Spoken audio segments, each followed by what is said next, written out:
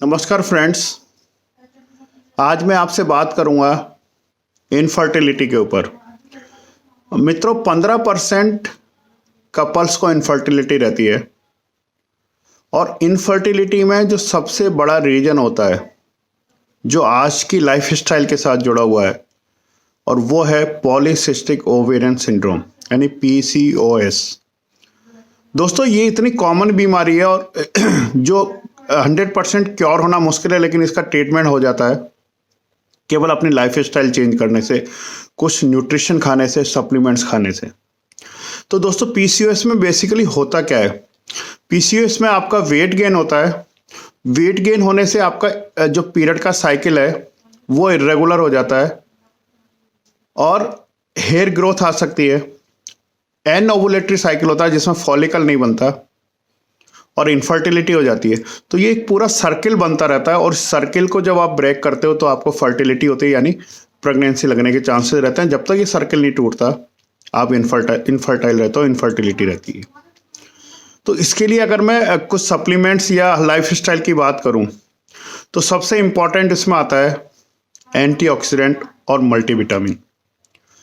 दोस्तों, एंटीऑक्सीडेंट क्या करता है? जो फ्री रेडिकल्स होते हैं शरीर में, और वो फ्री रेडिकल्स फॉलिकल बनाने में हेल्प, फॉलिकल जो बनते हैं उनमें रुकावट डालता है। इसी तरह मेल्स में जो स्पर्म्स की क्वालिटी है उसको खराब करता है।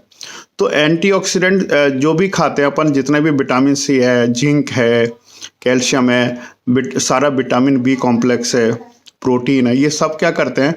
ये आपके स्पर्म्स को एज वेल एज फॉलिकल को हेल्दी रखते हैं। तो इसलिए एंटीऑक्सीडेंट और मल्टीविटामिन इसमें बहुत अच्छा रोल प्ले करते हैं। अगर और अपन इसके ट्रीटमेंट की बात करें तो एक दूसरा आता है कि आपको अच्छा हेल्दी ब्रेकफास्ट खाना चाहिए जो काफ़ी अच्छा होना चाहिए, लेकिन डिनर उतना ही कमज़ोर या पुअर होना चाहिए। इन सबके पीछे क्या कारण है कि इसकी वजह से आपको वेट गेन नहीं होगा। अगर आप ब्रेकफास्ट हेल्दी खाओगे, डिनर कमज़ोर लोगे या हल्का लोगे, तो आपका वेट गेन नहीं होगा। और तीसरा सबसे इंपॉर्टेंट है कि इसमें प्रोटीन खूब सारा लेना चाहिए आपको, क्योंकि हम ज़्यादातर लोग 80% से 90% लोग प्रोटीन डेफिशिएंसी रहता है। और इस प्रोटीन की वजह से जो आपको पता है, जो बॉडी ब्लॉक है वो प्रोटीन से बनता है, यानी बॉडी की हर सेल प्रोटीन से बनता है। इसी तरह ओवरीज का सेल भी प्रोटीन से बनता है, स्पर्म्स का सेल भी स्पर्म भी प्रोटीन से बनते हैं। तो आपको प्रोटीन अच्छी मात्रा में, नहीं तो मैं तो ये कहूँगा कि इवनिंग में आप प्रोटीन पिएं। कौन सा प्रोटीन पीना है? जिसमें कार्बोहाइड्रेट या शुगर नहीं हो, उसमें जिसमें सारे एसेंशियल अमीनो एसिड्स हों और जिसका पीडीकास जो एब्जॉर्ब अच्छी तरह हो, यानी पीडीकास 1 हो, वो प्रोटीन आपको लेना चाहिए इवनिंग में, है ना। और तीसरा आपको क्या करना चाहिए? आपको ट्रांस फैट अवॉइड करने चाहिए। ये ट्रांस फैट क्या होते हैं? ये इस तरह के फैट्स होते हैं जो सैचुरेटेड फैट्स बोलते हैं हम उनको, घी है, तेल है ना। और ये सब जो आप है, जो भी पिज्ज़ा, बर्गर, जो फास्ट फूड खाते हैं ना, सब में ट्रांस फैट खूब सारा होता है। ये हमेशा अवॉइड करने चाहिए, क्योंकि दोस्तों ट्रांस फैट क्या करता है कि ट्रांस फैट से LDL काफ़ी इंक्रीज हो जाता है ना। और ये LDL जो फैट होता है ये आपके लिए बहुत हार्मफुल होता है, मोटापा करता है और यही सारी बीमारियां करता है। इसकी जगह आपको अनसैचुरेटेड फैट्स खाने चाहिए। और अनसैचुरेटेड फैट्स कौन से होते हैं? ओमेगा 3। ओमेगा 3 मित्रों खूब अच्छी मात्रा में लेनी चाहिए, तो उनका जो रेशो है वो सही हो जाता है।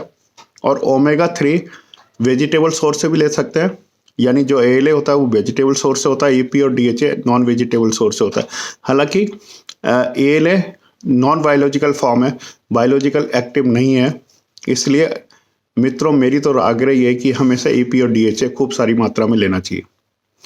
आपको ऐसी डाइट लेना चाहिए जो कार्बोहाइड्रेट बहुत कम हो, क्योंकि अभी हम जितनी डाइट लेते हैं सब में रिच ऑफ कार्बोहाइड्रेट है, लेकिन लो कार्बोहाइड्रेट डाइट लीजिए, इससे आपका वजन नहीं बढ़ेगा। जब कार्बोहाइड्रेट ज़्यादा लेते हैं तो इंसुलिन लेवल इंक्रीज हो जाता है, और ये इंसुलिन क्या करता है?